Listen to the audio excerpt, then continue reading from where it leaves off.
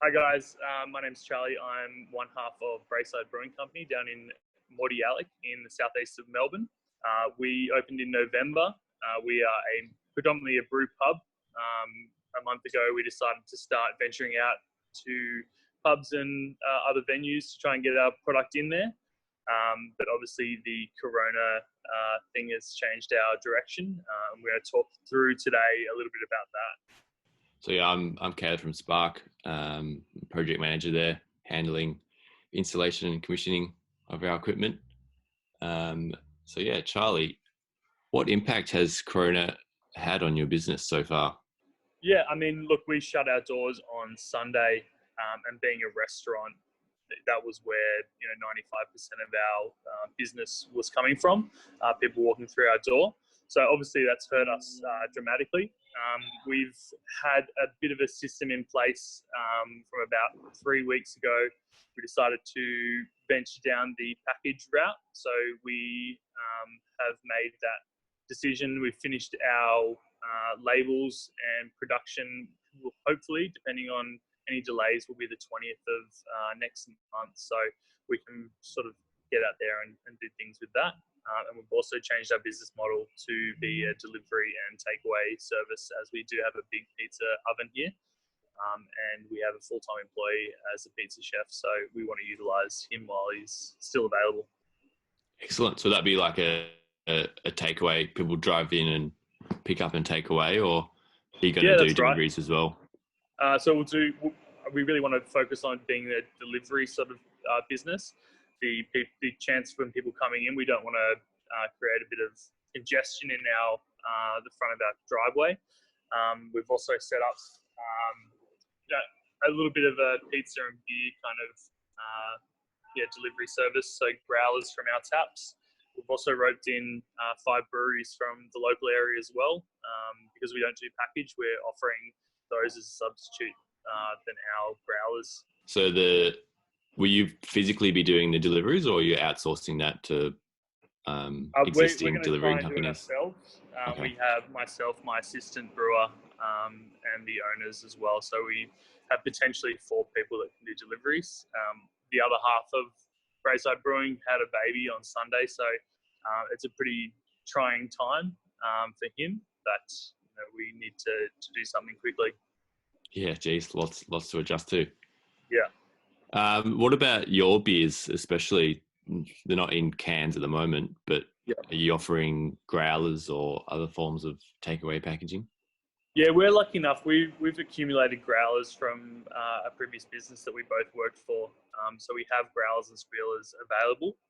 So we'll be offering squealers at $18 flat rate, and then growlers at $20. So the delivery system that we've set up will be minimum spend $50 free delivery within 10 kilometres. And hopefully we can get through some of our kegs, as well as we've got a cider from Willie Smith too that we want to move and hopefully clean out those lines before our canning comes. So with those growlers, I know it's early days, but just thinking, have you thought about like how people will return them, or sort of cleaning and sanitation around that, or is it still to be worked out? Yeah, so the initial, for the next couple of weeks, we've got 2 pallets of each. So we've got quite a large number, and we're not charging people for those growlers. It's just accumulated into the price. In terms of the chance of people returning growlers, we're going to try and steer away from that for now until we have a bit of a clear understanding of COVID-19 and how you can sort of transfer those, because we don't want to bring product back into our brewery. So we'll run with our growlers and squealers for now, and then hopefully by then we'll have some 2 products, XPA and lager in cans, so that will help alleviate that. Great. And you said that was coming online middle of next month? 20th we're booked in. We got all the approvals for the labels yesterday. So hopefully without delay, you never know what the government's going to say next, but the beers are in the fermenters ready to go. So I just got to transfer and carb. So ready when they are. With the packaging, canning and stuff, have you noticed any sort of extended lead times or any hurdles around getting packaging materials or labour or anything like that so far? No, actually. I was really surprised about that. So I was trying to push these labels to get done quickly, but they're the team that we've gone through for our labels have actually been the ones that are pushing us. So they're saying, with potential of things slowing down or stopping, they want to get their products out and done. So there hasn't been any delays as yet, but I can see that they're worried, the packaging team, that things may change. I had a dream the other night, just in terms of the sanitation of how growler fill works. And I'm kind of wondering if you could have I know this may or may not be practically realistic, but imagine a commercial dishwasher that was halfway between the public unclean space and then the clean space of the brewery. And people could return their growlers and have them washed with proper hot caustic so that you knew that what was coming into your space was clean. And then, I don't know, the big gloves that people have in sandblasting machines that they use in manipulating nuclear goods, sure, and sometimes with surgery. If you had that on the wall to the car park, you could just fill growlers remotely without any danger or risk of contamination. It seems like a big investment that's, we may have to get to that eventually, and trying to keep everyone separated. Best thing to do is stay away from people, right? So we could try it. It's this thing about keeping the economy moving while maintaining aseptic technique and keeping people safe from transmission. And brewers know a lot more than most people about aseptic technique. That's true, yeah. Over the last 6 months, we've definitely made our business more streamlined in terms of efficiencies of sanitisation and cleaning, and that's flowed on through into our kitchen and every other aspect of our business. What are your top 3 tips for pro-level brewing through an apocalypse? Well, okay, so we've got 127 kegs in our business. With our plans a month ago that we were going to start distributing, every single keg is currently full. As a pro-level brewer, I think we need to get rid of some of these kegs, and so through growlers and squealers is probably the best option. Obviously, we want to move these kegs within 3 months, and if that's not possible, we'll have to think about other routes to maybe distribute. Even potentially sell direct to the public. They might be able to take a keg for a reduced price or something if it comes to that. So keeping ingredients low through the apocalyptic scenario that we're in right now, I guess. With heaps of product in kegs, is there any avenues to get them out into the public and people drinking from draft at home? Yeah, I definitely think that's a possibility down the track. But, it's been 4 days since we had our big shutdown and change of business strategy. So we just focused on trying to get our business set up for deliveries and changing sort of our hygiene in the business. So maybe in a few weeks we'll have a clearer picture of how we can move some kegs. But for now it's just growlers and squealers. In Europe, they have, in some of the dairies in nice parts of southern Germany and Switzerland, actually have automatic milk dispensers where you can walk up to the barn in the farm and actually just put your reusable milk bottle up and draw milk off. It's like a automat for this milk dispense. You could put one of the draft dispense machines that has a glycol bath and draws a warm keg up through a coil in the glycol bath, somehow accessible so that people could almost dispense, during business hours, dispense and fill their own growlers without you needing to intervene. Yeah, just throw a glove on and then away you go, I guess. Sort of thing.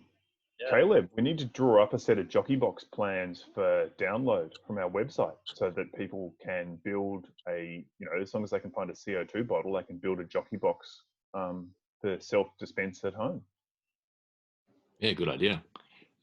The COVID jockey box. The COVID jockey box. We'll see what we can do. We'll see what we can do to help drain those kegs, Charlie. Yeah, appreciate that. But on your block right there's enough people that would happily sit at home with a keg and draft rather than have to go out and risk infection. But it's a technical problem, isn't it, really? Technical, yeah, for sure. And communication. Yeah, I mean, the community around our brew house is very family orientated. So people at home with their kids and they want to minimize any sort of cross-contamination, so to speak. So if we can set up that sort of system, we've got a couple of kegerators here that we potentially could lease out or loan.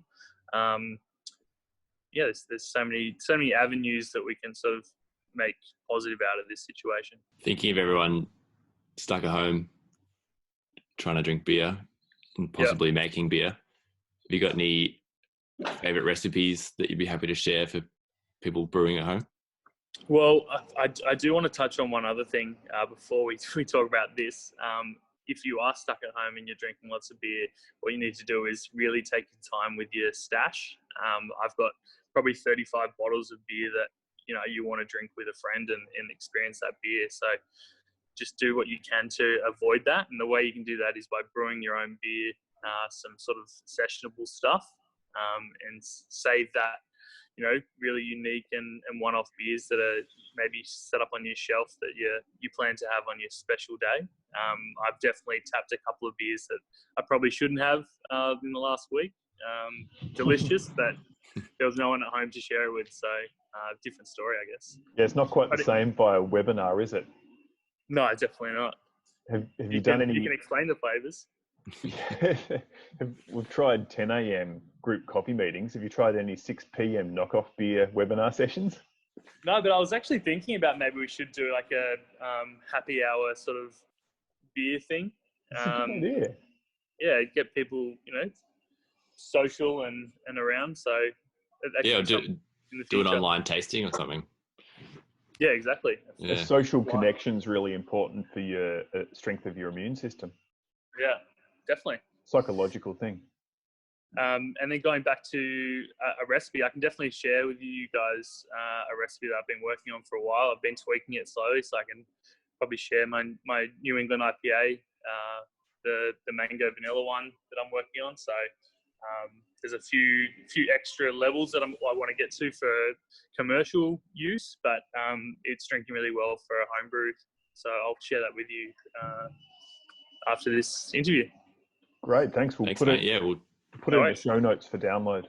So we've got a 5-tech Spark system set up here. We have 6 fermenters and 2 brights. Good system, keeps us making plenty of unique beers, smaller volumes. We can try things and tweak things quickly. Our bar is 12 taps. It's all us and a bit of Willie Smith. We do local wines as well. We also have a very large stone-fired pizza place oven over here. So hopefully we can get that firing over the next 4 days and then continuing on in the future. So fingers crossed.